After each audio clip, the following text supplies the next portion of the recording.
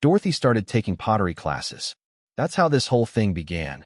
Not with lipstick on a collar or some cliché perfume scent lingering on a coat I hadn't worn since the Bush administration.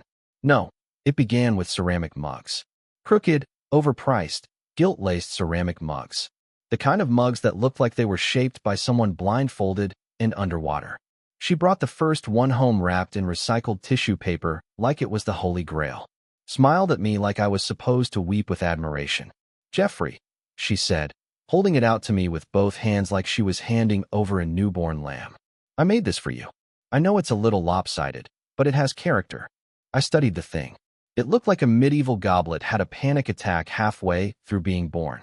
"Dorothy," I said, "it's beautiful. Truly. If I ever need to trap rainwater or house a small rodent, I'll know what to reach for." She laughed, but the kind of laugh people give when they're not entirely sure if they're being praised or publicly shamed. I used to be good at that.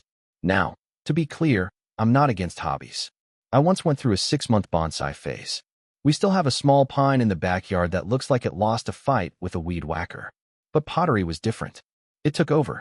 Tuesdays and Thursdays were suddenly studio nights, and weekends became kiln maintenance or glazing tutorials. I'd never heard the word glazing so many times outside of a donut shop. And it wasn't just the mugs. Dorothy started using new phrases. She began sentences with "as an artist" and referred to clay as the medium. She also started drinking fennel tea, which I personally think tastes like the memory of licorice filtered through disappointment. She'd come home smelling like dust and wood polish, her fingers rough from the wheel, and her head filled with stories of people I'd never met. "Tristan says you really have to feel the spirit of the material," she'd murmur, staring dreamily at her latest misshapen bowl. I didn't mind at first. Honestly, I thought it was good for her. Gave her something to do. I'd read somewhere that middle-aged hobbies reduced the chances of taking up interpretive dance or pyramid schemes. But then she started wearing scarves indoors. Multiple scarves. And once she used the phrase, "earth tones are a lifestyle," without irony. Something was off. Now, I know what you're thinking. "Jeffrey, maybe you're just being dramatic. Maybe you're projecting." And fair enough. I've been known to misread a situation or two. I once thought the grocery clerk was flirting with me for 3 months before realizing she was just legally required to say "have a nice day." But this wasn't that. It started with the clay. Specifically, the bags of clay.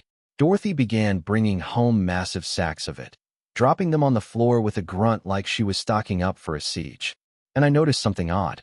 The studio she went to, Hollow Fern Ceramics, which sounded like a place you'd go to get baptized by moss, only sold white and red clay. Yet, suddenly, she had black stoneware.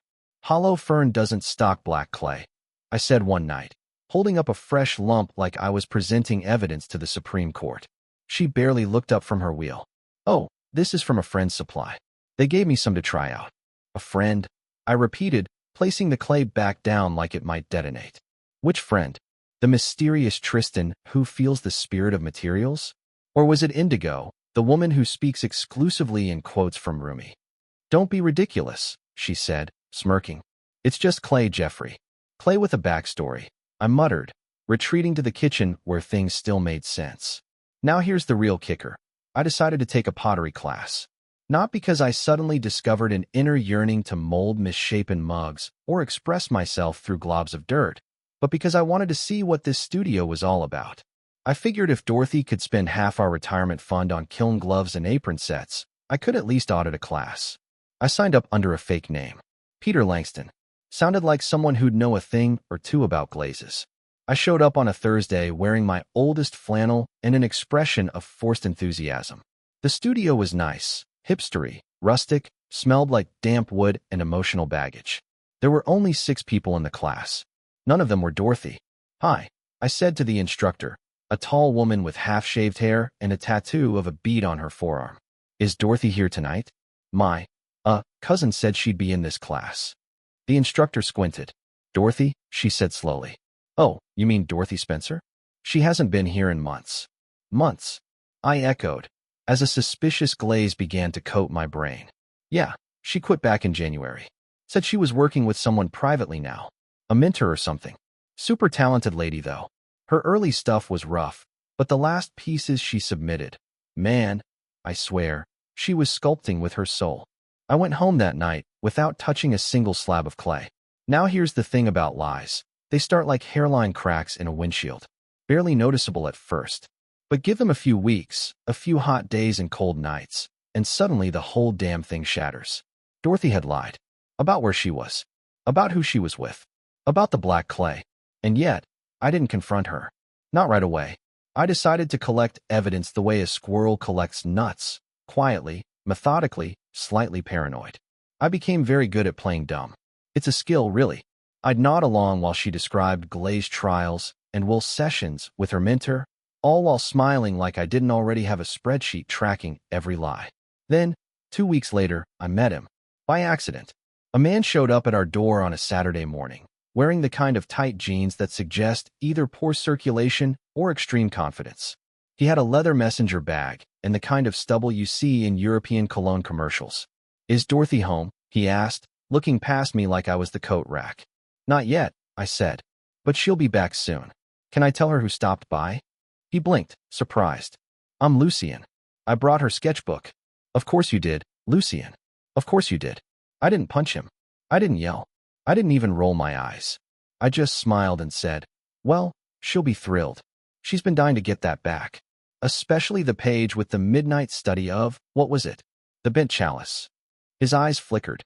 "Yeah," I said, taking the sketchbook from his hands. "Thanks for dropping it off. Hope your mentorship is going well." And then I closed the door. I didn't even need to open the sketchbook. But I did. And let's just say the things Dorothy had been molding lately had very little to do with pottery. The kiln was about to explode, and I hadn't even lit the match yet. There are a few signs your wife might be cheating. None of them are printed on neon billboards or shouted through bullhorns. They're quieter, sneakier, like when she suddenly becomes enthusiastic about organizing garage sales, but nothing ever gets sold, and somehow you keep losing extension cords. Or when she develops very specific opinions about modern sculpture, despite previously thinking Rodin was the guy who invented instant noodles. Dorothy's new personality was under renovation. She had swapped her usual disdain for our neighborhood book club, once described by her as a circle of lukewarm opinions and Merlot breath, for hosting her own creative salon. That's what she called it, a creative salon. Not a pottery night, not a get-together, a salon. Like we were suddenly in 1920s Paris, and she was wearing berets and speaking exclusively in size. And oh, the guests. The salon was invitation only, of course. No formal invites, mind you, just cryptic calendar blocks like Soul Form or Kinetic Study Number 2. It wasn't until the third one that I realized I was never actually invited. The house would fill with people who had names like Juno and Basil and described silence as a shared language. Meanwhile, I'd be banished to the garage, sitting on a folding chair next to our retired treadmill, pretending to organize my socket set. But that's not what cracked it open. That happened thanks to my dentist. Not because he saw lipstick on my collar, though Dorothy did once accuse me of being emotionally involved with my dental hygienist because I flossed unprompted, but because he had a daughter. His daughter, Emily, worked at the downtown community center, where they had art rooms, meeting spaces, and an alarming number of lost and found yoga mats. While waiting for a root canal, he asked me the usual questions you ask someone with a mouth full of gauze. "How's the wife? You still teaching night classes? Ever figure out what that weird sound is in your car?" I gave vague answers, trying not to dribble onto the bib. Then he said, "You know, my daughter thinks your wife is incredibly talented. She saw one of her installations in room C last week." I blinked. As much as one can blink while under dental assault. "Installation?" I managed to gargle out. He nodded. "Yeah, she's doing a series with Lucien, right? Real avant-garde stuff." Emily said it was part sculpture, part. Well, they called it performative interpretation. She didn't really get it, but apparently it involved audience participation and something about emotional clay. Now, let me be clear. Dorothy had never mentioned anything about the community center, and I'd assumed room C was a broom closet or a place where expired granola bars went to die. But apparently, it was a hub of postmodern enlightenment. So naturally, I decided to pay it a visit. The receptionist greeted me with the kind of polite suspicion usually reserved for lost UPS drivers and confused grandparents. I asked if there was any art exhibit by Dorothy Spencer. She paused, then pointed toward the back hallway like she was about to send me into a dimension of interpretive nightmares. Room C was open. Sort of. There were black drapes, a sign-in sheet, and a framed paragraph mounted outside the door that included phrases like intimacy as medium and deconstructing the gaze. It was like walking into someone's thesis and never finding the argument. I stepped in. There were a series of pedestals. On each one was a sculpture. Kind of. The first looked like a twisted pretzel fighting for its life. The second was a cube with 2 toothbrushes glued to the top. The third had a handwritten card next to it labeled Untitled Threshold. And then there was the fourth. It looked like a man's head. A very specific man's head. And not just any man. Mine. At first, I thought I was being paranoid. The features were approximate. But the eyebrows? The nose? The faint suggestion of male pattern baldness? Too close to be coincidence. The title card next to it read, Foundations of Silence After Betrayal. Betrayal. I don't know what's worse, that she'd modeled my head in clay and gave it an ironic subtitle, or that she captured my hairline with haunting accuracy. I stared at it for a long time, wondering what it said about me that I was now both husband and exhibit. Lucien walked in while I was reading the blurb again. I didn't recognize him at first, not without the scarf, but it was him. He glanced at me, then at the sculpture, and paused. Oh, he said, you're him. It was less of a question and more of a confirmation. Like realizing a painting actually is crooked. Yes, I said. I appear to be. He adjusted his glasses and gave the sculpture a nod. She captured your skepticism. She captured my forehead. Lucien smiled in that non-committal way people do when they're not sure if you're joking or about to sue them. Art's meant to provoke, he said. Dorothy and I explore truth through form. Especially shared truths. Is that what we're calling it these days? I asked. He blinked. Calling what? I pointed to the sculpture. This shared truth. Is that what this is? Collaborative emotional excavation, or whatever? Or is this where my garage door opener has been hiding? He didn't answer, just adjusted his bag and murmured something about the ethics of embodiment. I thanked him for the insight and walked out before I started debating existentialism with someone whose shoes cost more than my first car. When I got home, Dorothy was at her wheel, humming. I stood there in the doorway and watched her for a bit. She looked peaceful, centered, like someone who'd finally decided who they wanted to be, regardless of the casualties. She looked up and smiled. Hey, I'm trying a new technique. It's more intuitive. Looks familiar, I said. Oh, yeah, like the thing I saw today at the community center. You know, the bust of me with the tragic subtitle. She froze, hand hovering midair. You saw that?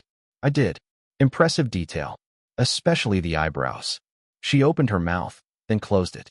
Her eyes flicked around the room like they were trying to find the right line of defense. It's symbolic, she said finally. A representation. Sure. Of course. Just curious. Was it before or after Lucien started mentoring your spirit? She didn't answer, which was answer enough. I walked out of the room. Not in a dramatic, door-slamming way. Just slow. Measured. Like a man who's already seen the movie and knows how it ends, but still lets the credits roll. The funny part? I wasn't even mad. Not yet, anyway. Because this wasn't the confrontation. That would come later. This was just the intermission. And oh, I was planning the next act. It started with a calendar invite. Yes, a calendar invite. Dorothy had taken to organizing our lives through digital scheduling like we were business associates sharing a cubicle.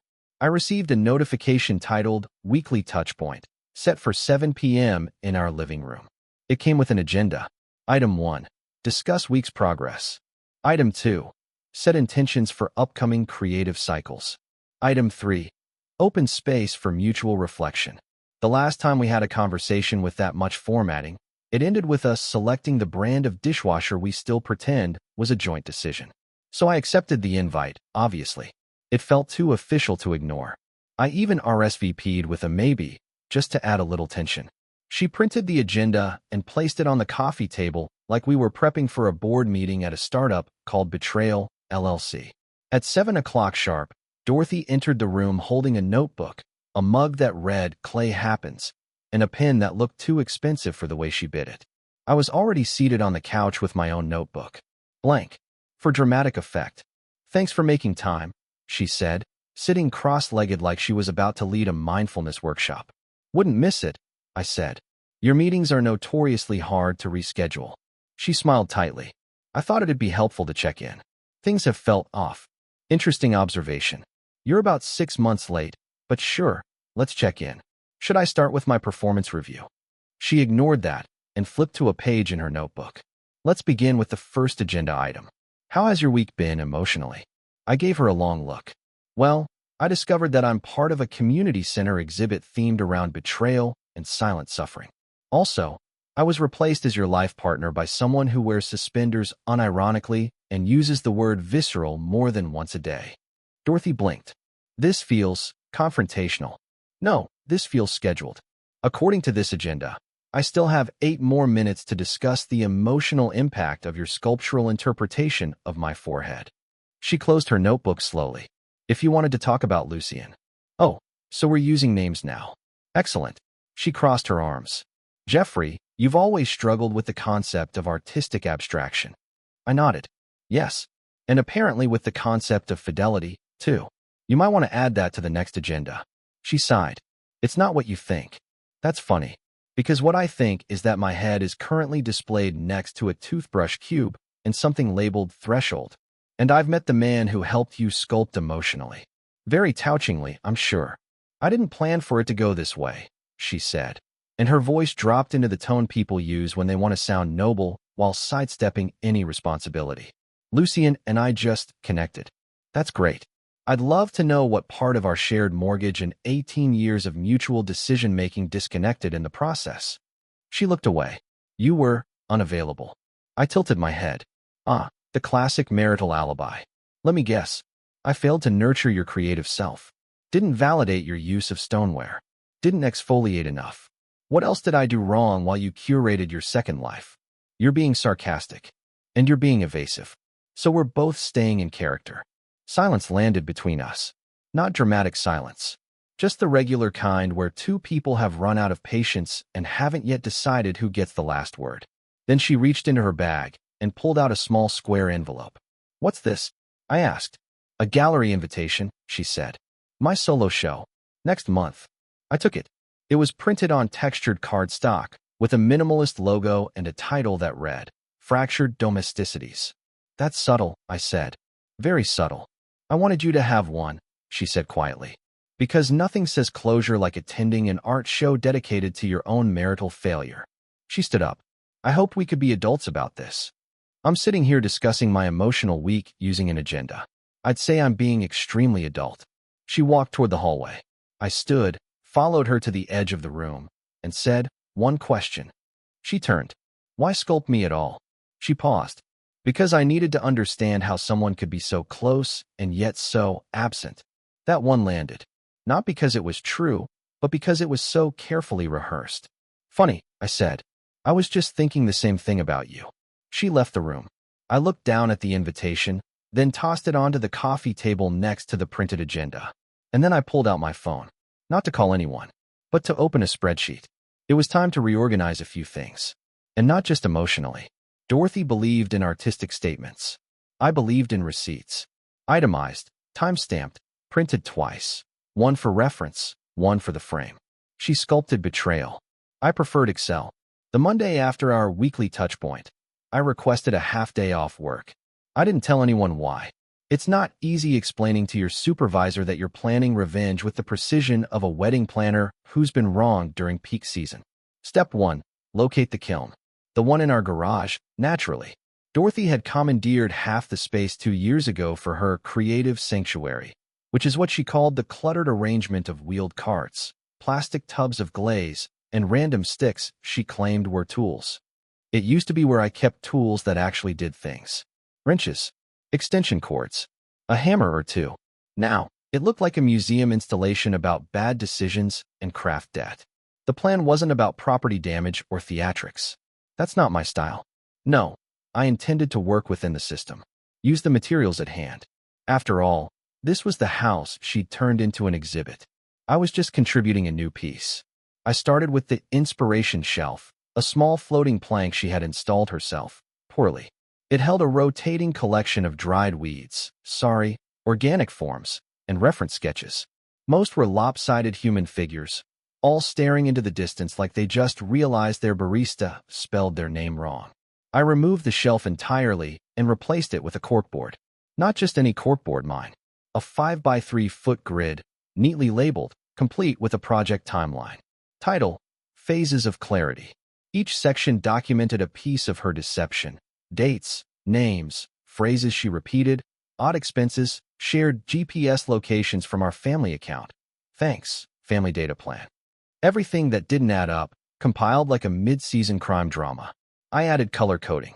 Red for lies, blue for half-truths, yellow for suspicious new phrases like liminal space. By the time I was done, the garage looked like it belonged to a high-functioning conspiracy theorist with excellent formatting skills. Next came her art supplies. Nothing stolen, nothing ruined. But I did introduce a little inventory shuffle. Moved her favorite carving tool, the one with the pink handle she insisted was ergonomically bonded to her creative muscle memory, to the trunk of her car under the spare tire.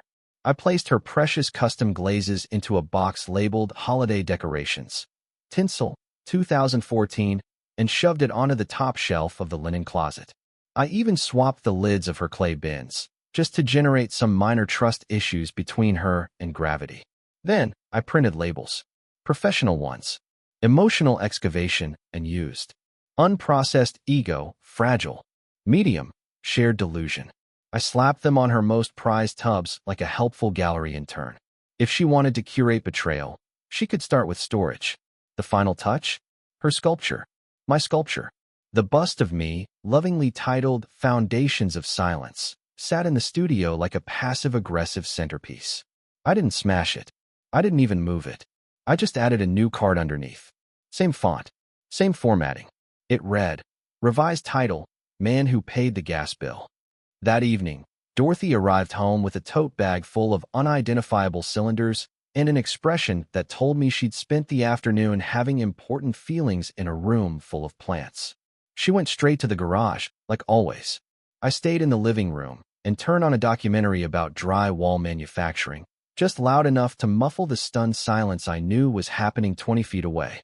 10 minutes later, she appeared in the doorway. "What did you do to my studio?" she asked, clutching the tote bag like I'd just condemned her to a life without texture. "Nothing permanent," I said, not looking up. "Just did a little reorganizing. You know, since I'm part of the process now. Thought I'd contribute. That was my private space." "Interesting," I said, pausing the documentary. "Because according to your artist's statement, the domestic sphere is inherently performative and open to intervention." She blinked. I gave her a second. "You can't just label my work like that." "Oh, but I can," I said, handing her a folder. Inside, printed screenshots of her online order history for shared studio space supplies, the group text where she referred to me as functionally decorative, and a billing record showing she'd shipped 3 of her sculptures, 2 of which were based on our marriage, to Lucien's gallery under the name Collaborative Losses. She flipped through the pages, her eyes narrowing. "This is invasive." "Just archiving," I said. "Very on trend." There was a long silence, the kind where you wonder if the other person is about to cry, leave, or draft a press release. She didn't cry. She didn't leave. Instead, she said, "What do you want from me, Jeffrey?" I looked at her, truly looked, and shrugged. "Oh, I don't want anything. I'm just curating my experience." Then I stood up, walked past her, and opened the door to the guest room, now labeled the annex. Inside, I'd set up my own creative zone, a desk, a lamp, and a notepad titled Exhibit B, Man, Reconstructed. I heard her exhale. Possibly judgment, possibly admiration. I didn't care which. Because this wasn't revenge in the dramatic sense. I wasn't after scandal or spectacle. I just wanted to disrupt the story she'd written without me, starring me, and displayed me like I was a relic. Now, I was the curator. She was just the subject. And I had an opening night to plan. Dorothy scheduled herself into my Thursday. I found the note on the kitchen whiteboard wedged between trash day and remind Jeffrey to call the gutter guy. In dry erase marker, she'd written, "Talk, 7 p.m. Please be civil." As if civility had somehow become a limited time offer in our house. I considered writing "no promises" underneath, but decided to save the sarcasm for the live performance. When 7 o'clock rolled around, Dorothy was already sitting in the den, That place where furniture goes to be ignored by guests, and where arguments feel formal but nonviolent. She dragged 2 chairs into the center of the room like we were prepping for a high-stakes interview. Between us sat a side table with a coaster, but no drink. Symbolic, I guessed. Clean surface. Nothing to offer. I appreciate you agreeing to talk, she said, smoothing her pant leg like she was meeting a bank manager about a loan application. I didn't agree. I just live here, I said, sitting down and crossing my arms in what I hoped read as politely disinterested. There was a pause, the kind she usually filled with words like communication or alignment. Instead, she stared at me like I was supposed to blink first. I think we've both had time to process, she finally said. Sure. I processed the missing towels, the garage sabotage, and the misplacement of trust. Efficient little processing unit over here. Jeffrey, come on. No, really, I continued. I even held a staff meeting. It was just me and my growing sense of disbelief. We passed a motion to stop taking things personally. I know you're angry. Observant. You must have taken a workshop. She didn't rise to that one. She sat straighter, like she was preparing to present a slideshow. I want to acknowledge that this situation hasn't been fair to you. Oh, acknowledgement. Excellent. Do I get a certificate, or is this more of a self-guided healing thing? She sighed. Look, I'm not here to win an argument. That's convenient. I'm here to talk about where we go from here. Now we were at the meat of it. Not that there was much meat, more like emotional tofu, but still. The decision-making phase. The great reconfiguration of what 2 people do when their shared reality has started leaking through the ceiling. I waited. I don't think pretending this never happened is healthy, she said. Is that an option? Because if so, I would have loved the chance to vote on that 6 months ago. She looked pained, or what I assumed was her version of pained, which was a slightly deeper furrow in the brow and the absence of buzzwords. You and I, we're different now, she said carefully. The pronoun separation. A classic sign of conceptual distancing. This isn't a performance. You sure? I feel like you're about to pass out programs and dim the lights. Jeffrey, Dorothy. We stared at each other. A thrilling match of mutual resentment. Deluxe edition. She shifted. We can keep going like this, if it makes you feel better. But it's not helping. Maybe not. But it's helping me not help you, which is something. I didn't expect you to turn this into a game. And I didn't expect to be reimagined in ceramic. But here we are. She took a breath. Can I ask you something serious? Only if you ask it seriously. Do you think we were happy?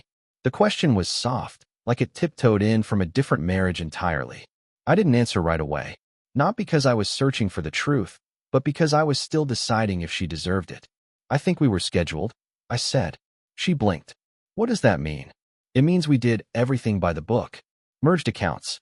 Took photos at the pumpkin patch. Sent thank you notes. We said things like, you pick the movie, and I'll grab milk. We were the definition of functioning. That's not a bad thing. It is when you mistake functioning for connection. She looked down at her hands. For the first time in weeks, she didn't seem prepared. No script. No curated response. I think I convinced myself you were fine with that, she said. I was. Until I realized you weren't. And now I'm just wondering how many versions of me exist in your art. In your stories. In your head. Because this one. I pointed at myself. I'm not sure he ever got to speak. There was a long pause. Not the heavy kind. The useful kind. Do you want to stay married? She asked, finally. I could tell it wasn't a trick. It wasn't bait. It was just her looking for a line in the sand. No, I said. I want to remember that I used to have opinions about things that weren't glazed consistency. That answer didn't shock her. She nodded once, then again, as if confirming a memo from a department she no longer worked in. I'll move out next week, she said. I'll stay with a friend. Let me guess. Lucien. No, she said. Someone else. A real friend. Someone who thinks visceral is a dumb word. I almost smiled. She stood, smoothed her pants again, then hesitated. I never meant to humiliate you. You didn't, I said. You just underestimated me. She nodded. And then she left the room. No dramatic exits. No slamming doors.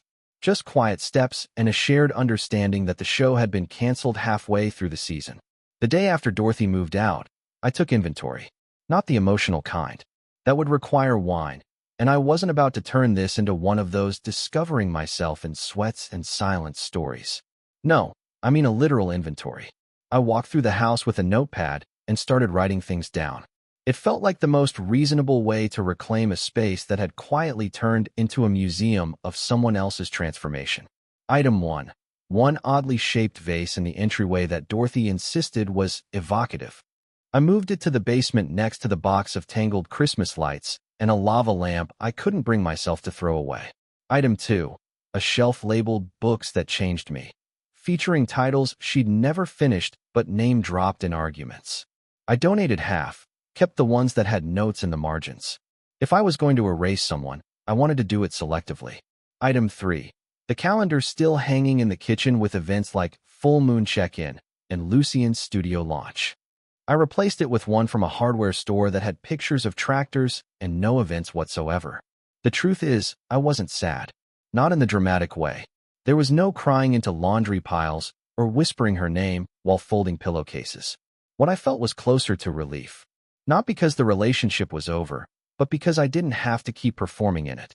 Turns out, maintaining a shared illusion takes more energy than people give it credit for. For the first time in years, I didn't have to pretend I was interested in metaphors that involved clay or the inner turmoil of glazes. I didn't have to nod through lectures about how silence was a form of resistance or why folding laundry was a capitalist construct. I could just be a guy standing in a room with dust and decisions. A week after she left, I got a letter in the mail. Yes, a real letter. Envelope, stamp, loopy handwriting, the whole nostalgic package. It was from Dorothy, probably her final installation, a handwritten epilogue. I opened it with the curiosity of someone checking a fridge they know is empty, but hoping for a surprise yogurt. It was short, 3 paragraphs. She wrote that she was grateful for our years together, that she'd learned a lot, and that she hoped I would one day understand why she made the choices she did. She didn't apologize. That wasn't her style. Instead, she ended with, "I hope your clarity project continues. You're better at curating than you think." I considered responding with a diagram. Maybe a pie chart labeled "percent of me that misses this," broken down into helpful categories like no, still no, and absolutely not. But I didn't. I filed the letter in the junk drawer under expired coupons and 3 sets of batteries I wasn't sure worked. That night, I sat in the garage. Not out of nostalgia. Mostly because I was trying to decide what to do with the clay tools she hadn't taken. They sat in a bin labeled Essentials, as if their presence had been legally required in our marriage. I stared at them for a while, then took one out and placed it on the workbench. Maybe I'd sculpt something. Not out of longing, but curiosity. I wanted to see what all the fuss was about. What it felt like to make something pointless but deliberate. The clay was harder than expected. Dry, stubborn, like it knew I was faking it. I added water, the non-symbolic kind, and tried shaping it into something that didn't resemble a regret. It didn't work. It collapsed in on itself like a bored philosophy student. I laughed. Not the bitter kind. The actual kind. Then I cleaned my hands, packed everything up, and set the bin on the curb the next morning with a sign that said, "Free to someone still figuring it out." A few days later, a neighbor took it. The teenager down the street. She waved at me while loading it into her trunk and said, "My art teacher's gonna love this." I said, "Good luck," and meant it. As for me, I started small. I deleted the shared calendar, bought a different shower curtain, rearranged the furniture in the living room, just enough to make it feel like a new layout and not a bad memory. I even started reading again, not the books Dorothy left behind, but the ones I used to read before everything became a metaphor for something else. Eventually, I started dating. That's not the triumphant part. There were no revelations. No standing in the rain with someone who understood me based on eye contact and Spotify playlists. Just people. Real ones. Some boring, some funny. One who insisted that water has memory, which I quietly flagged as a deal breaker. The good news? I was no longer auditioning for someone else's production. People asked if I forgave her. The answer depended on the day. Some days, I didn't think about her at all. Other days, I saw something labeled artisan and heard her voice explaining why mass production was a spiritual disease. But mostly, I just moved on. Slowly. Not dramatically. No grand gestures or flaming exits. Just one Tuesday after another, gradually reclaiming the house, the time, the decisions. I still have the corkboard from the garage. It hangs in my new office now, blank. A reminder that some stories end without applause, without closure, and without the need to pretend they ever made sense. And that's fine. Better than fine. That's mine. Thanks for watching. Rate the story in the comments. Subscribe to the channel